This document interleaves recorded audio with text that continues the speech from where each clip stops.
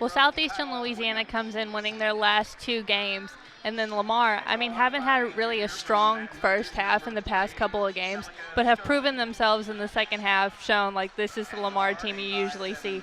So if both teams come out strong at the start, it should be a good matchup. At the end of the first half, Lamar is trailing 27-0. However, defense is looking solid in the red zone, and offense had one really good drive. Unfortunately, it ended in a blocked field goal, so hopefully in the second half, offense can find that first spark. Lamar has forced 14 turnovers from South Alabama, and I'll expect to see a lot more of that because that's just how Lamar plays. They're really good on defense, really good at getting their steals, especially like Chastity Bars, who we said earlier matched her season high of 191 steals. I mean, that's an incredible feat to have. And I think a good thing for the Astros is their bullpen is solid. I mean, of course, we saw that with the last series. Yes. Their bullpen basically won that series for them because they didn't have Greinke, they didn't have Verlander, they didn't have Cole. They had to use it. So, I mean, I think even though the Nationals might end up getting tired, I think their momentum is still going to carry them because there hasn't been a World Series game played at Washington, I think, since like 1933. Yeah. So they're going to have a party. They're going to have a great time, and I think that's really going to carry them. I don't see them getting worn out, but I do think it's going to be a great series. And she's done a little bit of everything to contribute to this team. I mean, she's gotten free throws, she's gotten points in the paint, she's shot from outside the arc. So she's really being a versatile player for Nichols, especially in the spot they're in right now. And this is home for Lamar. I mean, this is their favorite place to win, and they're used to winning here. I mean, they had that long streak for the longest time, and so winning here is really important to them. After Hoy's touchdown, defense gets the job done. Your Lamar Cardinals gain their first conference win, 27-24. Well, you can't have that dynamic senior duo without Mo Kennard. I mean, she is one of these leaders, one of the strongest players on the team. If she can get those threes going, she is fantastic. And on the other side, Sterling, her and Kennard are respectively ranked 1 and 2 in long-range shooting in the Southland. So we'll see how those players go up against each other. Yeah, especially with as big of a lead they have, they're still going to play very aggressive defense. I mean, that's what Lamar is known for. And their quick footwork and athleticism really helps them do that. And Southeastern Louisiana hasn't just been able to catch up with Lamar yet. Lamar experiences their first loss at home this season, 24-17. But Lamar will be back at Provost Humphrey Stadium next Saturday to play ACU.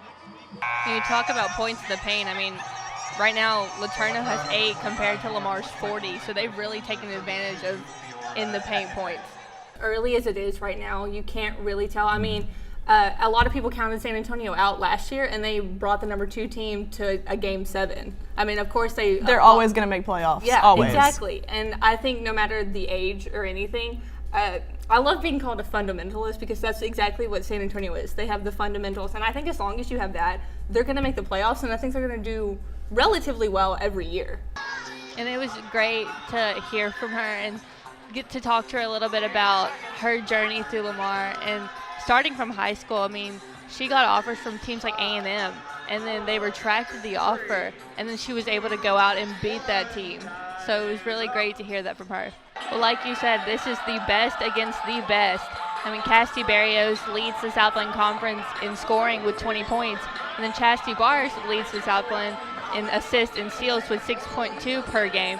So it'll be great to see how both of them match up in today's game.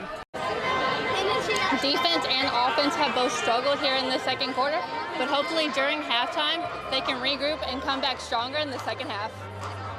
And like you said, Chastity Bars didn't come out and do what she wanted to do, but it's allowed these bench players to come in and make their name known and get that experience and be able to put up points for Lamar and help their team.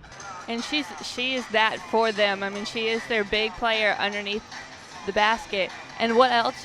Another thing she's done well is get her hands on Lamar's basketballs and making it harder for them to shoot inside the paint, which they're great at, especially here in the Montaigne.